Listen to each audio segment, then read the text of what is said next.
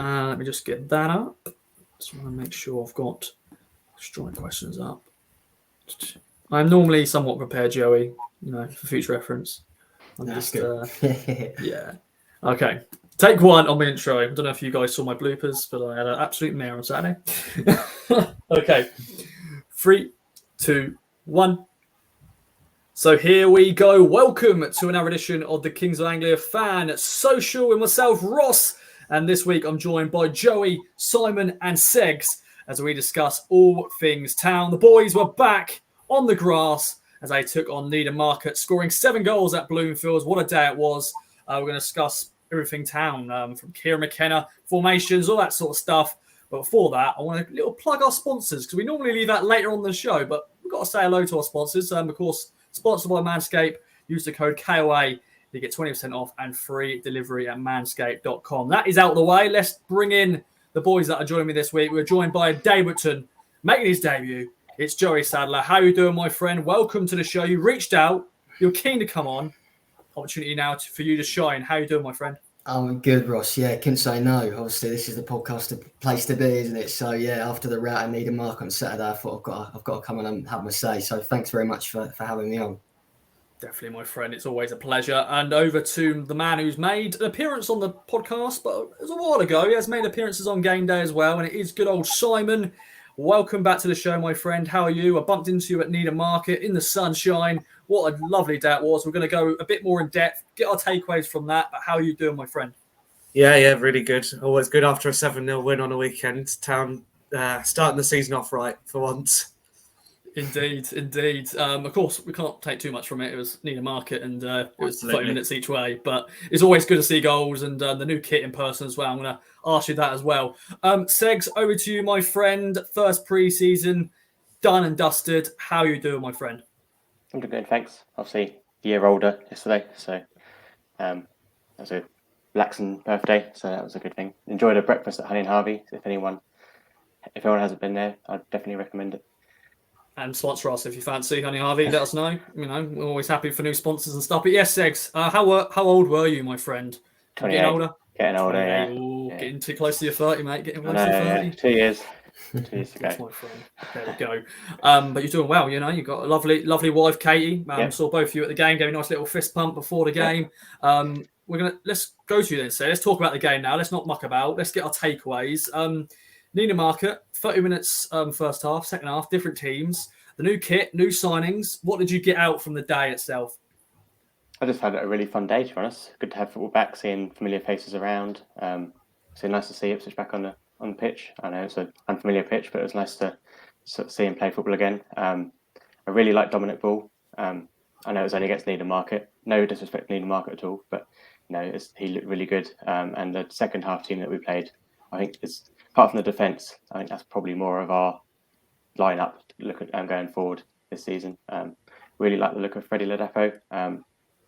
Obviously, again, he only got half an hour to show what he's made of, but he looked really good for us. And KBY looks a different man. I think he's coming back pre-season. I think he's got a point to prove here. He looked really good on the right wing. He obviously got a lot to do to get in front of Burns, but he sort of impressed me. And Greg Lee as well, our new signing.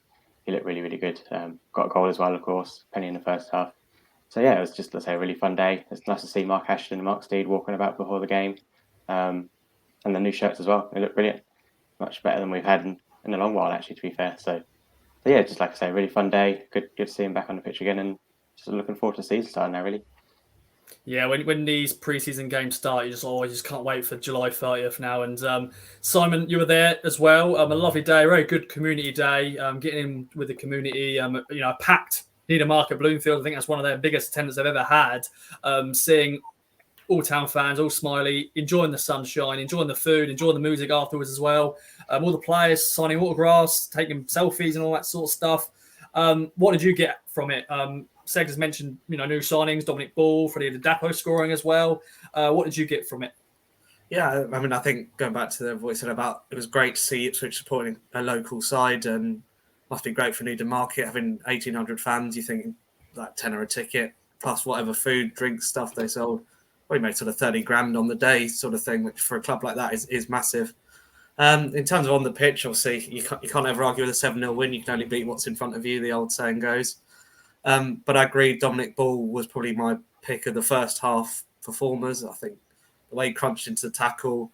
But what I liked about him is when he then recycled the ball, he looked to play positive. He wasn't just sort of playing sideways, but he got in really effectively. Though, I mean, it looked like he's playing against sort of very young kids in there. So I think it'll be a bit sterner when he played Bolton on July 30th. Kyle Edwards had a good half, showing what he can do. Good to see him back and sort of taking his man on, which towards the end of last season, obviously when he got the injury, didn't see enough of. And hopefully he can really kickstart his campaign this season. Great to see Chaplin get a hat-trick as well. I mean, I think he's going to have a really big campaign this year. I think he's been in and out the side. He was learning a new position, but I think he could be a real key player for us this season. And I agree about Ladapo. He looked big, strong, powerful, very much League One centre-half, and he took his goal really, really well. A little dink finish. It's the sort of thing you really want to see from a striker. Yes, it's Needham Market. Yes, it's XYZ, but strikers' goals on debut, it just means so much to them, and it just gets the confidence going and gets the blood pumping early in their career, which sort of didn't happen for Joe Pigott. You think back to last season, and he didn't. One of the few players I'd say didn't get anything out that game. Really looked the similar player to I think we've seen a lot that last season. Looked a little bit lethargic. Looked like he was really trying hard, but it just never seemed to quite fall for him. And but probably the only player I'd say didn't have a good game on the day. Yeah, poor Joe Pigott. I wish him all the best. I always think he's got an opportunity to really do well here, but he's just unfortunately just didn't take his chance. And we'll see what will happen throughout preseason for him, and if he's still here. Joe, over to you, my friend. I know you weren't there in person, but you've had an opportunity to read things, watch things, and all that sort of stuff. For preseason as a whole, what do you sort of take from it? It's an opportunity to see new signings, see the new kit in person. Once again, the kits just don't look. They don't do the justice in pictures, but when you see it in the flesh on town players, it just looks beautiful. What did you take away from the game? Yeah, obviously couldn't get down to the Bloomfields, which is a shame because I'm local, know it well, but Grandad's 80th birthday, so I was never going to get away with that. But yeah, from what I've read and from the lads have been saying here, I can't get much better than that as a start to pre-season, to be honest. I think Kieran McKenna would have seen players, new players, old players, your likes of Matt Penny, Keane Bates-Young, that have got a kind of question mark over their future. Had a big impact on the game. The Lopo, as you've just said, Kyle Edwards apparently was kind of tearing things up. And yeah, look, all due respect to Needham Market, you would expect Ipswich Town to go to Bloomfield, score a hatful of goals and entertain their fans. But I'm sure these lads have been at Braintree and Dartford in previous campaigns where we've gone to non-league sides and looked pretty poor, albeit in a friendly. So for me, it's difficult. You can't get too high after a 7-0 victory in a pre-season, but equally you can't get too low. I remember it was only, 6 years ago, we lost 6-1 to Charlton under Mick McCarthy and then won 6 games in a row at the start of the season. So it's an exercise, isn't it? It's just a case of getting the players out there, giving them minutes. Someone I spoke to was very kind of impressed with how fit we look, how kind of aggressive we look. And I think when you look back to last season, probably ourselves, MK Dons and Plymouth being the kind of standout footballing sides. I don't think either of the top two, with all due respect, particularly good on the deck, but they were more aggressive, kind of getting the job done, grinding out results. And I think Kieran McKenna's learned that yeah, we can play the pretty sort of football, but getting in the likes of Dominic Ball and Freddie DePoe, all those sort of kind of people in, just gives us that different edge, which I think we need to get out of this division. I agree, definitely. I think, and also, yeah, Kyle Edwards, he looks like he's beat up a little bit. Dominic Ball, once again, the pictures of him, I saw someone comment saying it doesn't do him justice in terms of how actually he's a unit. He's an absolute unit, and he was definitely standout in that first half. And once again, no respect to Needham Market. It is only Needham Market. Some of their young players are playing, some of them really skinny. And, I'm sure Dominic Ball is going to be right at it for the Bolton game. And it's sort of a nice little segue into the fixtures then, lads. I don't know if you want to cover anything else from Needham. Anything, other bits and bobs you want to mention, Simon Seggs, or should we move on to the fixtures? I was just going to go into the stronger bit. Just got the strongest player in the league now, haven't we? With Corey Nadaba. So yeah, do yeah. Strongest EFL player, Corey Nadaba, and he played. I think was it the first half. First half, but he just did what he had to do. I think in the first half, I think we only scored 1 goal in the first half, so that's why the second team they impressed more because we scored loads of goals. But Needham Market, they didn't have a whole different team. They had to basically play the hour. I think they maybe had 1 or 2 substitutions. They had to replace their goalie at one stage, and unfortunately, the sub goalie then let in all the goals. But there we go. Let's talk about the fixtures then. Thursday, we found out our schedule for the 22-23 League One campaign. Bolton at home to kick off the season. Over to you, Segs. What do you take away from the fixtures as a whole? What sort of months are sticking out for you? What games are you looking forward to? Of course, we end the season with Fleetwood away, and Kieran McKenna's come out and said, hopefully we're celebrating on the beach, going to Blackpool on the night and celebrating hopefully promotion. But what do you take away from it all? Well, still trying to digest it, actually, to be honest. I know it's last Thursday, but it's a lot to take in really with the fixtures, isn't it? But I think, to be fair, Fleetwood's the one I'm looking forward to most, especially if we're up there, still fighting for top 2 by then. We get promoted on that day if we win. That could be a really good day out up in the northwest. So yeah, that's obviously probably the one I'm most looking forward to, actually. But Bolton at home is a tough game. I feel like they're going to come to us and sort of show that they're willing to fight for this league as well. Because obviously they finished just above us this year, didn't they? Or was it just 10th, I think? Can't quite remember now. But they were. Let's try to forget about last year. Yeah, but they were. They're obviously going to try and they're going to come here, and everyone's going to want to play as a cup final at Portman Road, aren't they? Really, we play quite well at Portman Road, and we've got to break down these teams that come here. So, that's going to be a good game. First good game. I'm sure it'll be a sellout or close to a sellout if it's not. But trying to remember the rest of the fixtures now. Portsmouth just after Christmas. That'll be a tough game. Lincoln on New Year's Day as well. Some of these grounds you sort of think, I can't go back there again. Lincoln's one of those, unfortunately. But again, it's New Year's Day. It'll be a good day out. Again, hopefully get 3 points. Glad that Wycombe's on my wedding anniversary weekend, so I don't want to go there again. I have no intention of going there again. So that worked out really well for me. And then, like I say, rest of the season, it's just games come when they come, don't they? I don't really look into it too much. Just look forward to the games week by week. Boxing Day's good at home, but then I'd rather the Portsmouth game at home that week. It's a long way to travel after Christmas. So, But yeah, wait and see.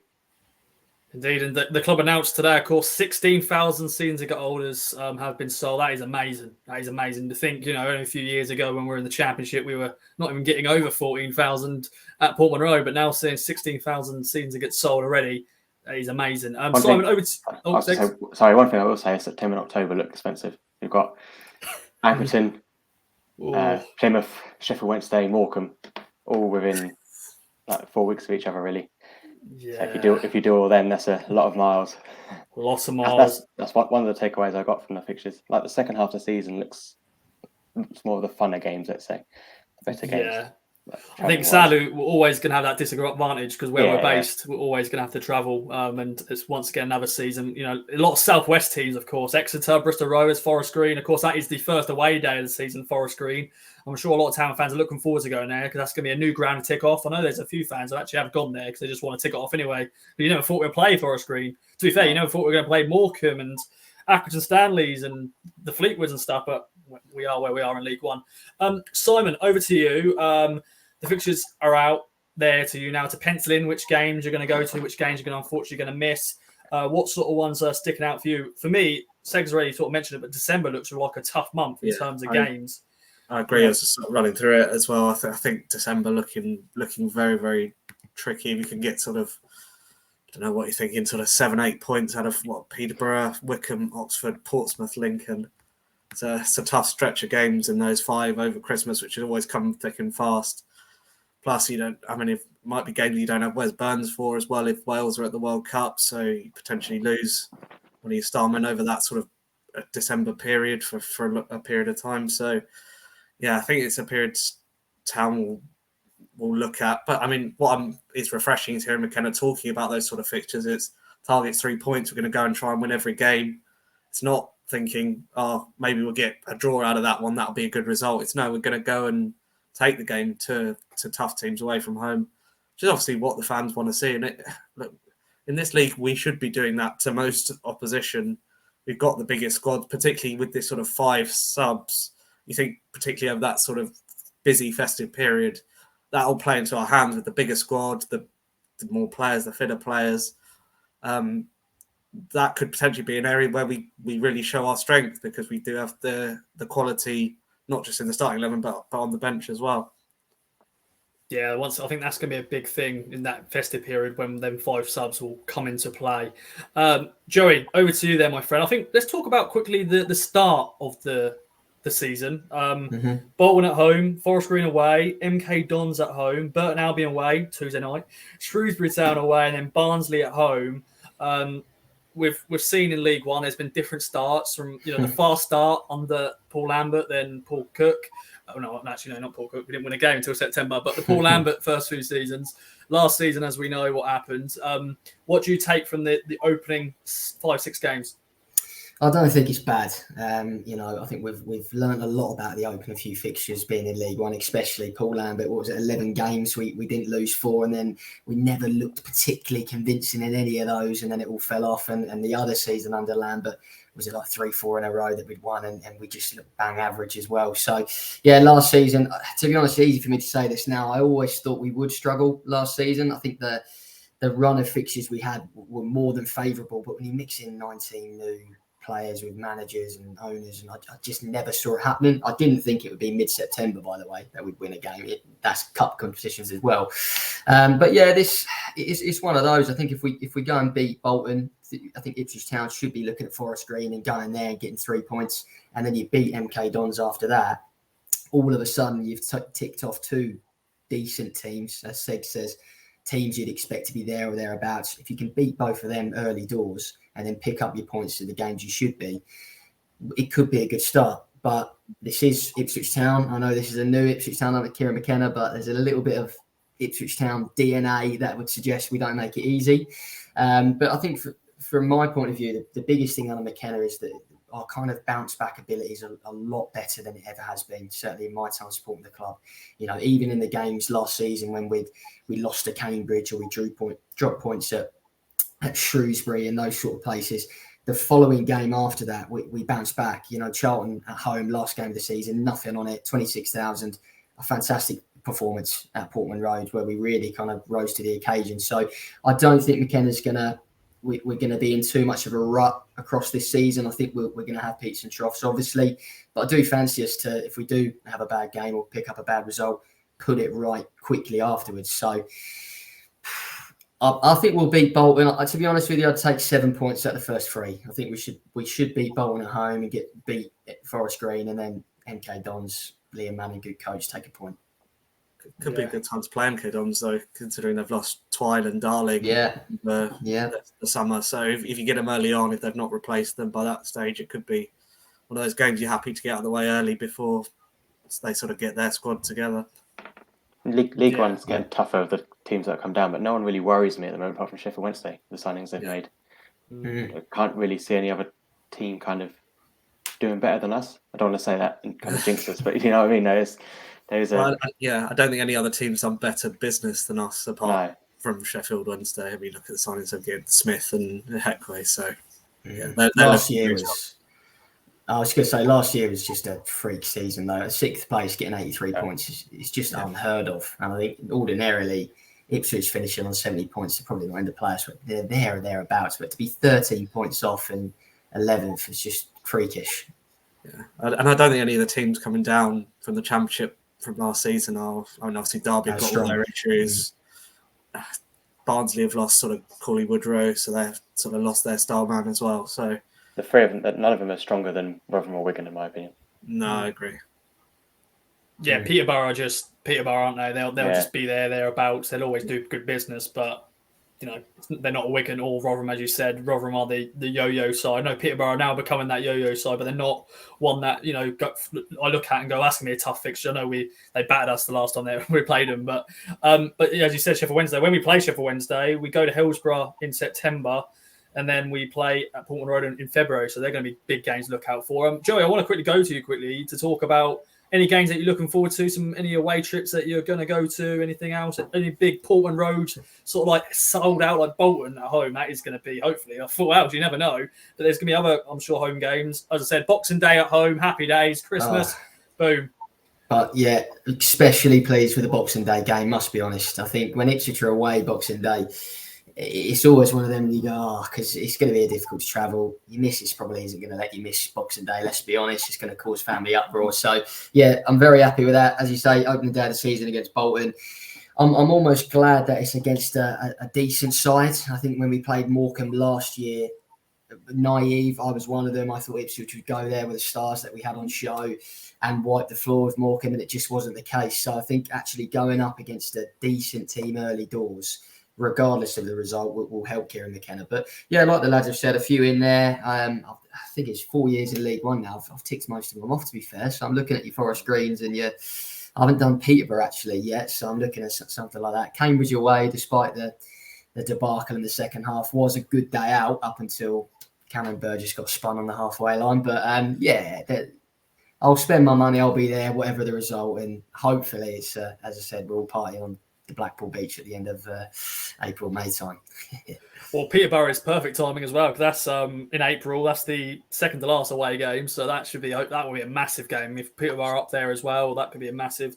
Seggs, I'll go over to you quickly to talk about away games, because there's a few Tuesday nights. Port Vale on a Tuesday night, Bristol Rovers on a Tuesday night. I know you're a very diehard home and away man.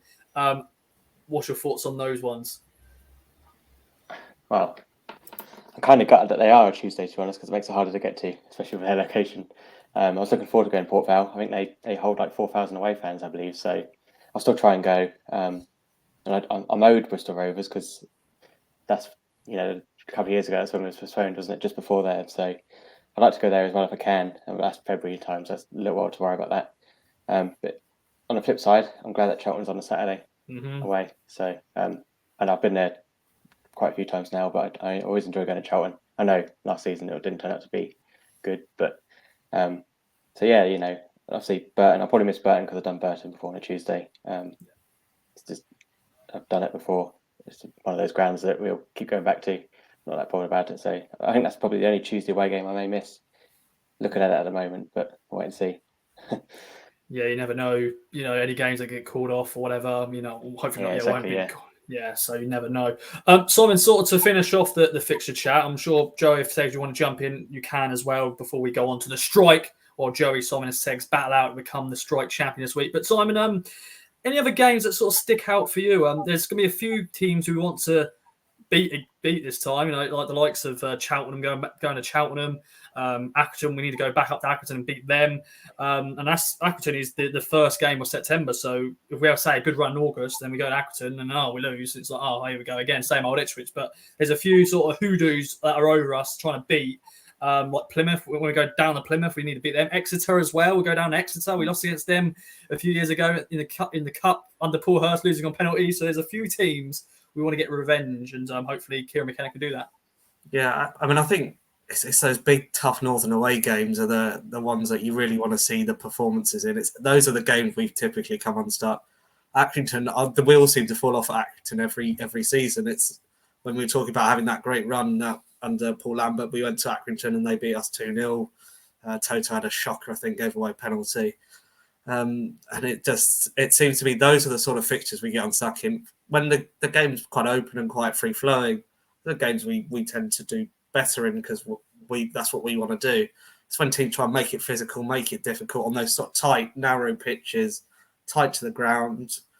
That's where Town need to really show their mettle, and that's where players like I think Don Ball will be important. Try and give the control, but also just a bit of steel in midfield and make sure we don't lose a grip on the game because the balls are falling on top of the defenders and it's not being dealt with. So I think those are the sort of key fixtures that I would look at and go, that's where Town I think need to make the most improvement. If there's those sort of tough away fixtures that teams tend to be sort of the northern tough long away days.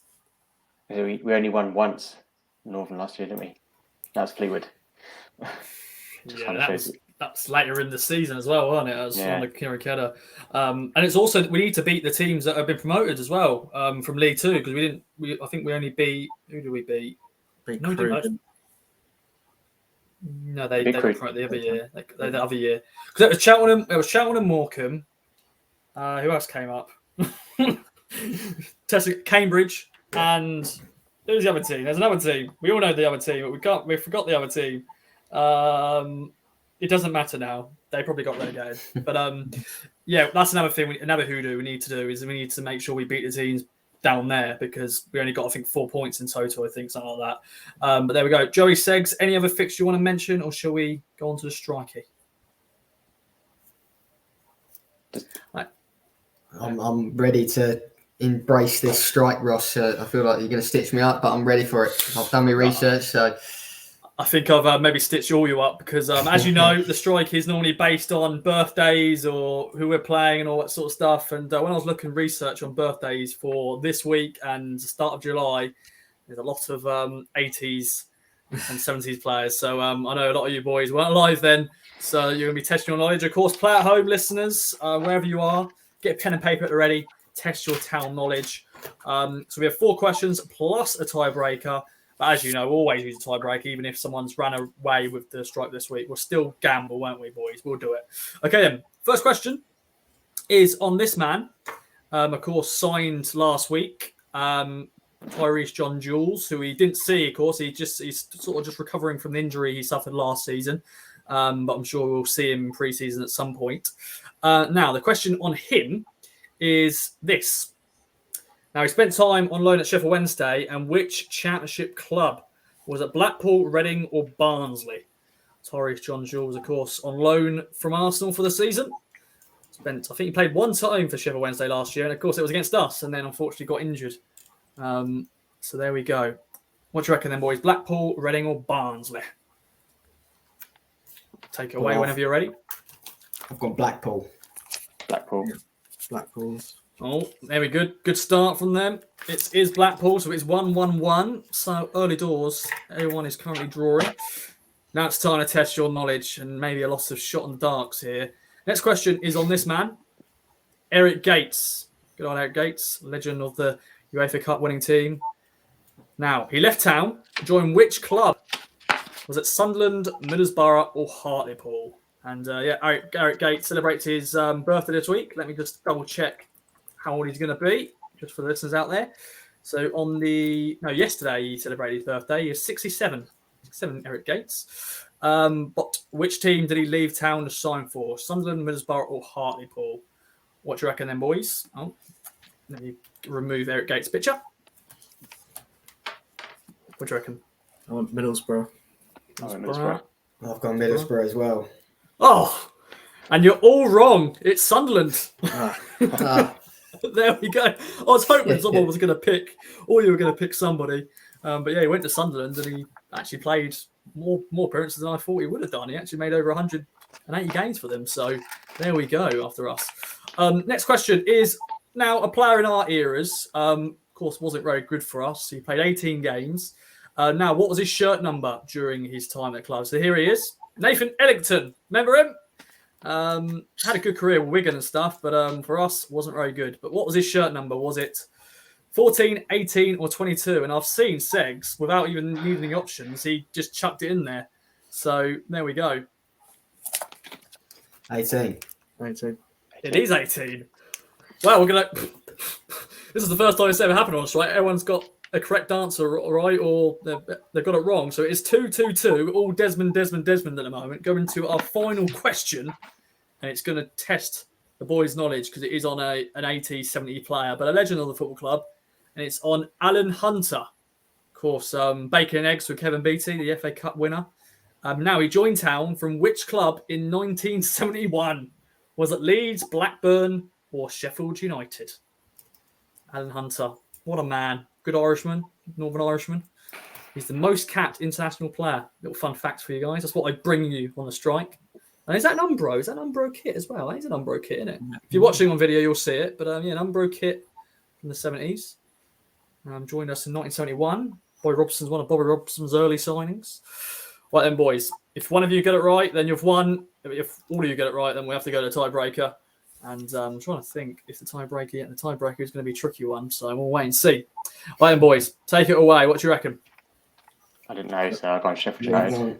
I'm on Leeds. You all got it wrong. It's Blackburn. Yeah. Oh. Blackburn. But well, this has been boring. It's all right. It's okay. Let us know how you got on at home, of course. The final question is on this man, and I just realised I haven't uploaded the picture of him, so let me just quickly upload the picture on our system, and then we can talk about him. But it's the closest to the correct answer wins it, and sadly to say, he's another 80s player, so it's going to be more harder. But he celebrates his birthday this week, and it's Alan Sunderland. Alan Sunderland. Now, he was a striker for Town. How many goals did he score for Town in 68 games? Alan Sunderland. Here we go. Fun fact, he played for Arsenal when we won the FA Cup. He played for Arsenal in that game, the FA Cup final. So I'm bringing you all the fun facts now. A lot of research had to be done, of course, because I wasn't alive when these things happened. And hopefully the listeners at home who like to hear more of the golden days and all that sort of stuff, I sometimes do more current and the 2000s on the strike. But today I've done a bit retro. I'm sorry, Joey Simon Seggons. I've gone a bit retro for this one, but it's good to test your knowledge. Always good to learn the history. I like retro. Stuff. Yeah, very much so. So Alan Sunderland, how many goals then, boys? We'll start off with Joey. How many goals do you reckon in 68 games? I've gone 19. I've gone for a good little return of 19. Not bad ratio, not bad. Simon, over to you. 16. I went for 16. Oh, okay. And Segs, what do you reckon? I went 12. Ooh. Right, none of you got it bang on, but the man that is closest is Segs. It's 13. So there we go. Not bad. One every 4 or 5 games, something like that. I'm not really good with my maths, so be creative. Decide how many do you reckon? But there we go. Segs, you've won the strike this week. Congratulations. I think I won last time I was on here. Not the strike invitational, but the actual pod.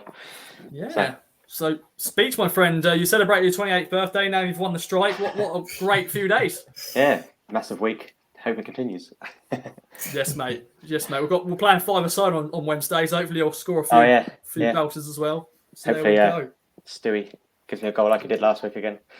He did. That was a nice little through the legs. Good goal. Yeah. Very good indeed. Well, let's get into some more serious stuff then, lads. We've had a bit of silly stuff with the strike. Now let's talk about Tyrique Bakinson. Now, Nigel Pearson said that the deadline is over and Town haven't took the option, but then Kieran McKenna then went, no, Nigel. That is too premature. It's still an opportunity to, deadline's not gone yet. So this is an opportunity now for us to talk about him. He was on loan last year, spent the second half of last season. Joey, what's your thoughts on Tyrique during that spell? And overall, would you sign him if that option is still there? And what do you reckon?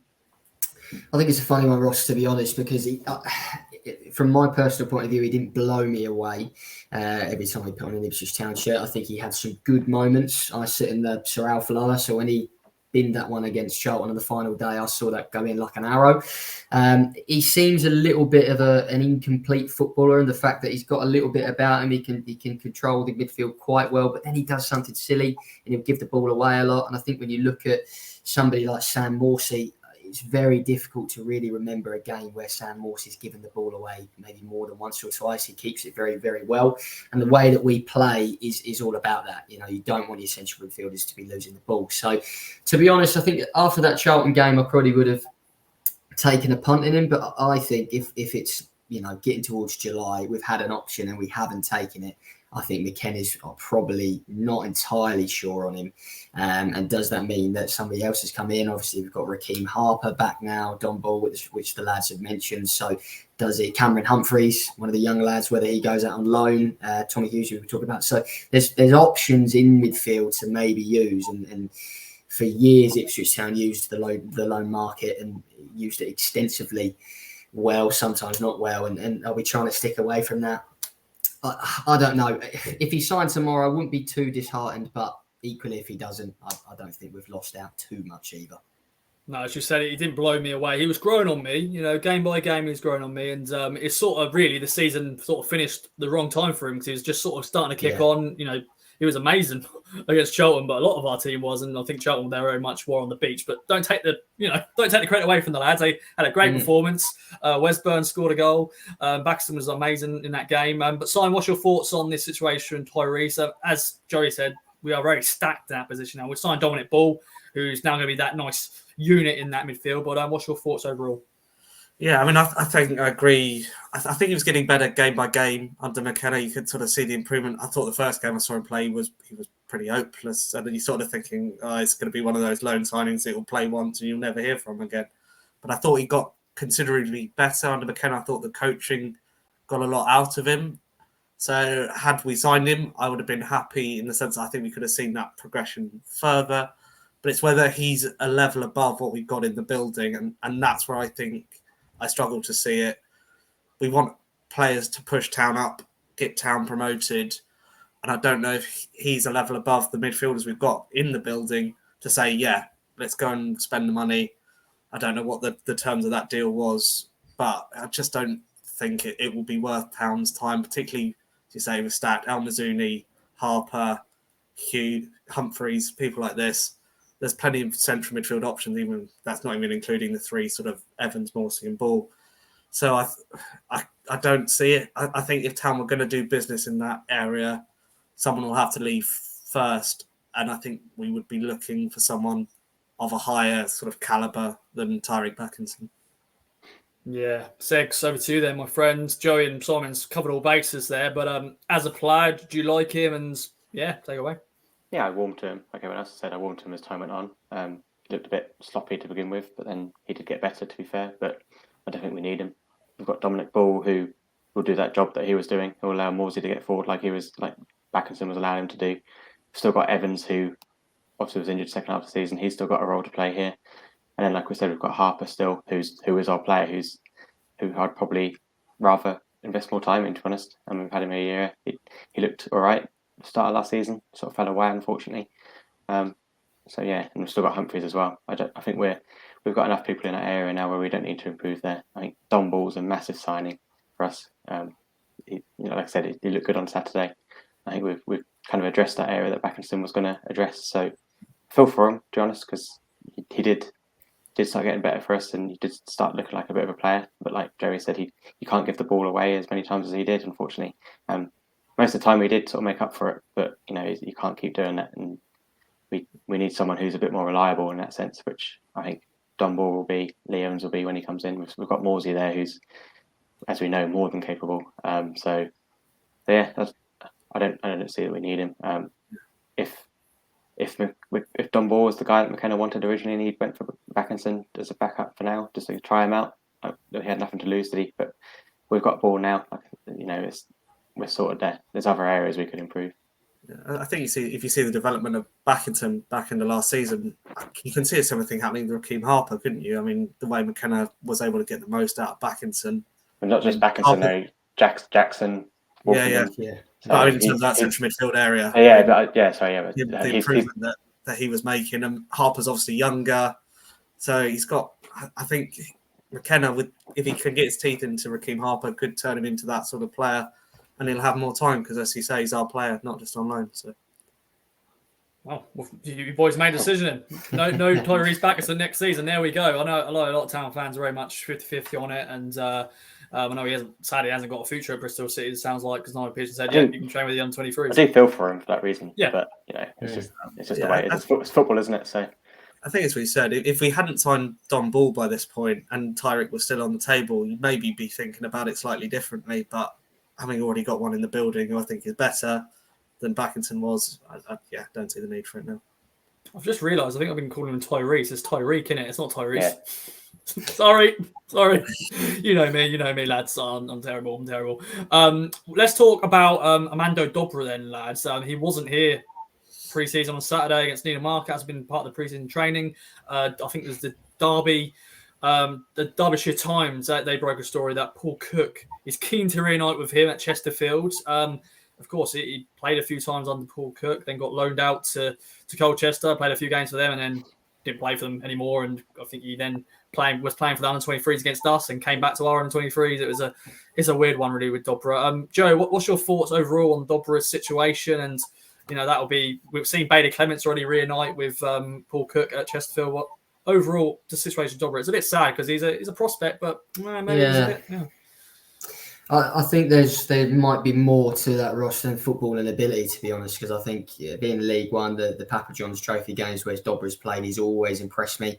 I actually thought last year when he got given the number 14 shirt that maybe I was looking into that a little bit too much, but I thought that kind of indicated that he would be involved. I know that did he start or did he feature against Burton in one of the early games? He kind of played, didn't he? He was involved. So, yeah, I am disappointed because I really like the player. I think he's a direct player. He's quite tenacious as well. He's got a little bit of a feisty temper, as we saw. Was it one of the Colchester lads last season, the pre-season friendly? So I like him. Again, end product, is that the thing? And I think with Kieran McKenna, as the lads have just mentioned, he's turned players like Caden Jackson, who we thought were halfway out the door, into players that now seem kind of influential to our season and how we do it. So if he's looked at Dobra and thought, not for me, then I guess you've got to trust him. But equally, I do feel an element of sadness because obviously he's been with the club for a while, and I do like him as a player. But perhaps for him as an individual, he needs to drop down a few leagues, become a star at non-league level. He probably knows Cook quite well, and build his career up that way because, we've just mentioned the central midfield options there, but is he going to get in over Wes Burns? Is he going to get in over Kyle Edwards, who we think is probably going to have a good season? Nowhere near it. And I think we're probably going to strengthen in wide areas as well. So I think he probably needs to leave for his career. Yeah, he's 21 now. I think he's entering in his final year of his deal. Simon, like Tommy Hughes, started or played in the second half of the game against Needham Market. He impressed. And so it looks like he's now in front of him. What's your thoughts on this whole situation? Yeah, it's an interesting one, isn't it? Because, sort of 2-3 years ago, I remember reading stories about Brighton being linked with £5 million bids at one point. So it's a guy who clearly has a lot of ability, and we've seen that in various flashes that we've seen of him. It's whether that all-round game is there to sort of play 90 minutes and be tactically aware. I saw got sent off for the Albanian under-21s the other week against England, didn't he? It's just things like that. You don't want to say 21's old, but he's at an age now where he needs to sort of cut that sort of stupidity out of his game, start being a bit more responsible with what he's doing. And I don't think I've seen the development from him from sort of 19 to now in terms of building end product, in terms of being more tactically aware, in terms of losing some of that edge and not losing the edge, but reining it in, which is what I saw when we lost that Flynn Downs. He had that temper, but he sort of reined it back and managed to sort of calm it down and then become a really, really good footballer off the back of it. So I agree that it's the end of the road for him here. I think he probably could have done a bit better than Chesterfield in the National League, to be honest. But he went to Colchester last season, and that was supposed to be the move that made him. And if he's not even getting in there, you do have to wonder what is going on with him off the pitch. Because, you look at some of the players that are playing in front of him for Colchester, it can't be technical ability that's keeping him out of the squad there. Yeah, unfortunately. And Segs, are we just wasting our time talking about Dobra? We just moved on from him and Kieran McKenna. It's not part of his plans. What's your thoughts on this as a whole? Yeah, probably. It's a shame about Dobra, really, but if he doesn't fit, then let him go. That's all I'll say. Good player, but like's already been said, it's probably a move for him more than a move for us. So I think it's probably time to part ways. Okay, then there we go. Let us know what you reckon with Dobra. I'm sure it's just a weird thing. You'd think he would be part of the pre-season plans, but maybe Kieran McKenna's just like, nah, don't fancy him. So and then if he wasn't there on Saturday, then he's not. He's obviously not part of the plans, is he? So there we go. All right, then. Well, let's talk about signings, boys. We've got 4 in the door. I'm sure there's potential players that could leave. Vlad Kakalanki, of course. He was there on Saturday. Will he depart at some point? We'll wait and see. Will there be another new goalkeeper come in? Joe, what's your reckon then? We've got 4 in the door. Dominic Ball, Freddie Ladapo, Greg Lee, Tyrese John Jules. Who else do you want? How many more would you like? Well, I don't want 19 again, Ross, to be fair, because that was it was obviously great to be involved in, but you just knew that was never going to hit it off. So I was always looking about 7 or 8, to be honest. The Tyrese John Jules signing the other day threw me a little bit because I was kind of looking at 7 or 8, and then he signed. I thought, okay, maybe we need 9. But I think top end of the pitch, I don't know what the other lads think and you think, but it still doesn't feel complete to me. I know Caden Jackson did well the latter end of last season, but I still don't know if I trust him enough to hang my hat on him. Freddie Defoe, obviously he's done well wherever he's been. He's had attitude problems as well, which kind of, I know you can't read too much into what other fans of clubs that he's left have been saying, but again, that kind of makes you think. But I've no doubt he'll score goals. But if he gets injured, then what do we have? John Jules, who's unproven, and Caden Jackson, and obviously Mr. Joe Pigott, who's just... I don't know what's gonna happen with him. Last season, out of the 19 at the time, Joe Pigott was the one I was most excited about. Whenever I watched him for AFC Wimbledon, he almost reminded me a little bit of Darryl Murphy in 2014-15, a big old lump of a striker that had technique, touch, who could finish. And I just don't know what's happened to Joe Pigott, because surely there's a player there. You know, this time last year before we signed him, every single club in the league would have taken him on. So I don't understand why it's gone so wrong. Is McKenna gonna try with it? But then you have to think, is he going to suit the system that McKenna plays? Probably not. And as the lads have just said there, you know, if he's not doing it in Needham Market, all due respect, maybe it's just not happening for him. So I reckon maybe another 4 through the door, make it 8. I think a couple of outgoings. I think Hladky's is all but off, to be honest. I think we'll get a replacement keeper in.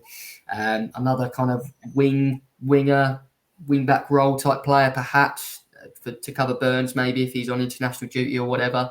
And another striker. But people keep talking about this marquee spending $5 million. I don't think we need to do that for the sake of it, but I think we might need a signing come through the door where everybody, you know, sort of the rest of the league goes, cool. Like Rotherham, Sheffield Wednesday have done with the 2 Rotherham lads. That's made us go, cool, blimey. Maybe something like that to just add to the ranks. But yeah, 8 or 9, I think. And that's, of course, in total. Yeah, that's including the 4 we've got. Yeah. We don't want 15. Yeah, no, 8 or 9 in total. Yeah, definitely not. So 2 then, my friends. I'm sort of classing some of the players returning from injury as, you know, the cliche, like new signings, like Carl Edwards, even like Lee Evans, even Raheem Harper coming back from his loan spell with Crewe. It wasn't great. And it's just even Caden Jackson when he comes back from his injury, even Jordan Emerson. There will be players coming back from injuries, like new signings, but as a whole, what other positions would you like Town to strengthen? KVY as well. Hopefully he will have a season fully fit and raring to go. Yeah, I mean, I think what I've been impressed with in terms of Town's business so far is we've got easy deals done quickly. We've got 3 free signings and a loan signing through the door first week of pre-season. And I think that's going to make it... I think we'll probably see a bit of a lull now in terms of the signings for a while, because I think we've done the easy business. Improvements on what we had in the building, but quality players, but are cheap and easy to do. And now I think we'll see those sort of, you call them marquee signings, the ones that will take a little bit longer because it takes a bit more negotiation. You've got to get him out the club he's in. Maybe they've got to get somebody in before they sell. So I think I'm impressed in that regard, because it means we're in a strong negotiating position going into those negotiations. I think we probably do need another striker, but if we started week 1 of the season with what we've got, I'm not horrendously disappointed. I think that's the point. Anything I think we get on top of what we have now is a bonus, because we've already signed every position you said at the end of last season we needed to strengthen. There is a body in the building for. So I've been impressed with what we've done, but I agree, probably 2 or 3 more, probably a number 10 sort of player, probably another centre forward, goalkeeper if Hladky goes, and then maybe a left wing back, and that'll probably see Penny out the door as well.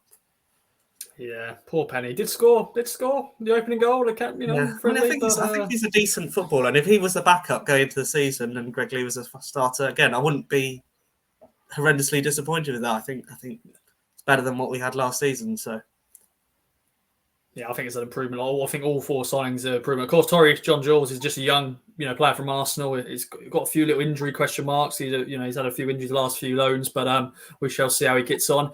Segs, over to you then, my friend. Talk about signings, the sexy stuff. What sort of revs your engine in terms of players when we sign? Are you looking for that marquee striker? What other positions would you like? I'm not really looking for that marquee striker as such. We want someone who's consistent and can do the job week in, week out. In my opinion, which we've already signed in Freddie and Don Ball, to be fair. So obviously, I do still think we need another striker. I think the fact that John Jules has come in means that Pigott's on his way, because I don't think John Jules is going to be like the man for the season. I do think there's going to be someone else. I know we've got Freddie, who's consistent in this league, but like you said, I still think there is going to be maybe not a marquee striker signing, but like the striker for the season. Because again, Jackson did well last season, but he's obviously been injured. Don't know how he's going to recover, how he's going to be when he comes back. Don't know how long, if he'll keep up his form like he did.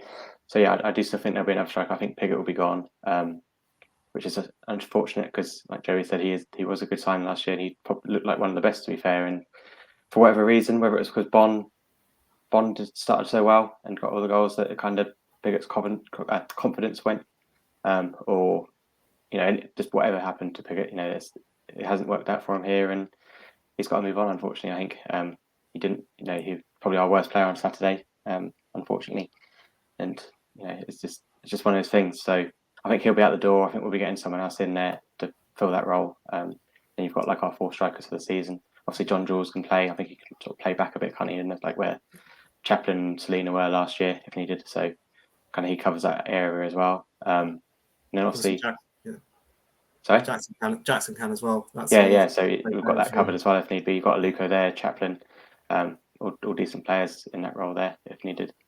We said about perhaps another left wing back or a left back, which but do we need one really with Greg Lee now?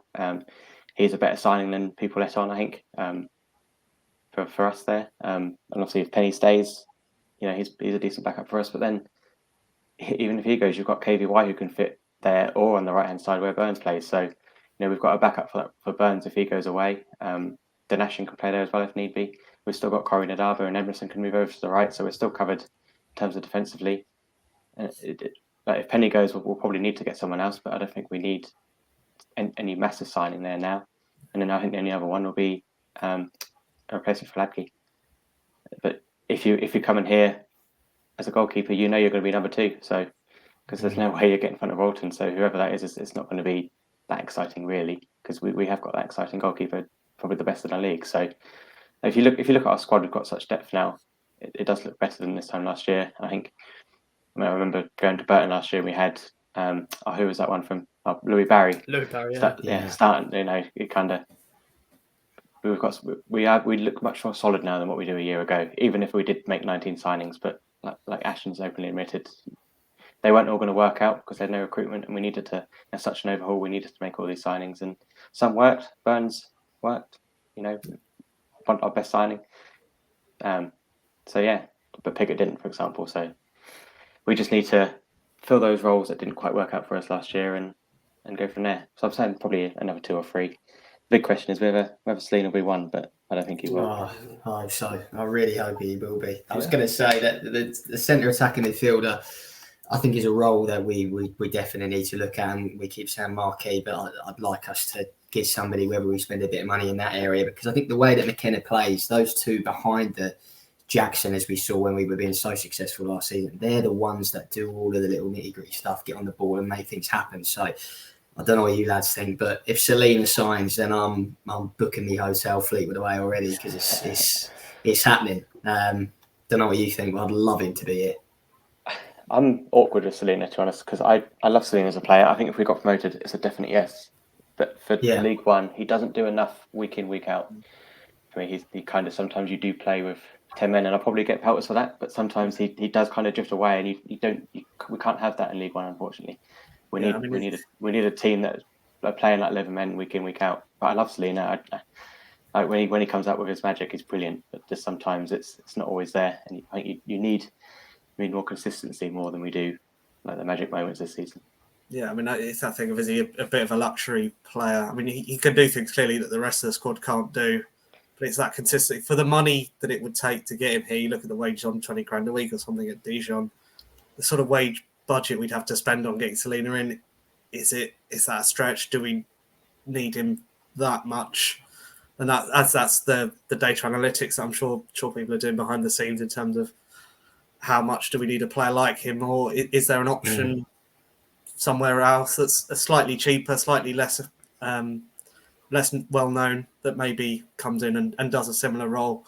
I don't know. That's above my pay grade, but definitely. I just think for me, and I think you boys are spot on, there is games where he does go missing, but you think Crew the wonder goal should have been goal of the season. Won us 3 points. Wickham away when we won 4-1. We were atrocious. We were getting battered. We were 1-0 down. Pops up with a stunner from the edge of the box. For me, I completely agree with you saying. I think in games against your Cheltenhams and stuff where there's 10 men behind the ball and he's doing fancy flicks, he's not so good. But for those little moments, I think he probably won us 6 or 7 points alone last year, in my opinion. Maybe I'm being sentimental. I just love him. I just love to see him wearing that 43 or 11 shirt, whatever it is. But someone of that quality in that position, definitely, I think we should be after. I think that would definitely sell another 1,000 season tickets. I think if Selena, I think that's so. I think fans just want that. I think we may not need a marquee sign, but sometimes those sorts of signs just excites people, don't they? When they see that like announced, like, oh, here we go. Burst and Selena, that was like, I know we made 19 summer signings last summer, but when we signed Burst and Selena, we just thought, wow, what a signing for League One. And the good thing though is we don't need to say time to gel. You think most of the pre-season, everyone's going to be gelling. Bolton at home. We need to revenge Bolton, a member, of course, beating us 5-2 at home last time out. That was Bolton's debut. I think it was Edmondson's debut, weren't it, as well? So the team would have definitely gelled at that point. They've had West Ham, they've had Wimbledon, they've had who else were playing? Southend, Millwall. So they're going to have a lot of games to sort of work on what they want to work on formation-wise. McKenna will change maybe formation. I'm excited though. I'm really excited for the rest. They're going to the Loughborough this week as well. Sort of to gel a little bit as a team again, because I know they've had away days, they've travelled on the coaches and hotels, but it's probably a nice opportunity to have a proper pre-season. Kieran McKenna's first pre-season, but we shall see if there's any more sexy stuff to come before the big kickoff. Well, boys, it's nearly an hour. I think that's a perfect way to round off and finish the pod. But as always, any other business, Joey, what a debut, my friend. I'm sure we'll bring you on again and see you out throughout the season. But anything else you want to add, my friend? No, all good. Yeah, thanks for having me on. Enjoyed it. Glad I didn't embarrass myself too much on the strike. My Eric Gates used to live up the road from my grandparents, so he's going to have a right go at me for getting that one wrong. But yeah, enjoyed it, lads. And I'll see you all at Portman Road on July the 30th. And of course, you said you would like a plug. You do a column. Would you want to plug it, my friend? Well, yeah, so I do a column for Suffolk News. I'm a bit of a passionate columnist. A couple of years ago, Jordan Spence had a particularly bad game, and I got several complaints about what I wrote about him. So yeah, if you're ever looking for something a little bit, probably too passionate, to be honest, from either side, whether we lose or Selena scores that goal, I'm convincing you it's the best goal in world football, then yeah, give it a read. But thank you for the plug, Ross. You always, mate. Always got to do a cheeky plug. Always, you always have to do it. Simon, over to you. You do, of course, Hospital Radio as well. I don't know if you're going to continue that next season or this season. Yeah, love it, my friend. Any other business? No other business for me. Yeah, looking forward to getting back into the press box for the first game of next season. Should be good. Yeah, it's going to be bouncing Portman Road. As I said, 16,000 sold so far. Hopefully 25k for the Bolton game. Well, you never know. A sellout. Says you'll be there, my friend, as well, wearing the new kit, I'm sure. Yep. Any other business, my friend? Just one thing that I thought during the pod, going back to that Fleetwood game, last game of the season, Agent Toto. We'll give away 2 penalties and get himself sent out. Yeah. Well, Pip Sheffield went to the title because of Toto. Yes. Yes, mate. Yes. Of course, I think they've got Ella Harrison and Joey Garner as well. Hopefully they don't do anything on that game, but we shall see. Well, Joey, Simon Seggs, thanks for joining me for another Kings of Anglia Fans Social, of course, sponsored by Manscaped. Use the code KOA to get 20% off and free delivery at manscaped.com. Your balls will thank you. Hope everyone has a good week. Enjoy the sunshine when it is here, because it's been raining today. Just what is happening? It's nearly July. It should be 30 degrees every day. I know we're going to be, sweating our balls off, but it's nice to enjoy the sunshine. We'll be back next week for another Kings of Anglia Fan Social flagship show and all that sort of stuff. Look out for anything. Will we have some more sexy stuff this week? Hopefully we do. That always excites us. And I'm going to shut up now. Goodbye from all of us. There we go.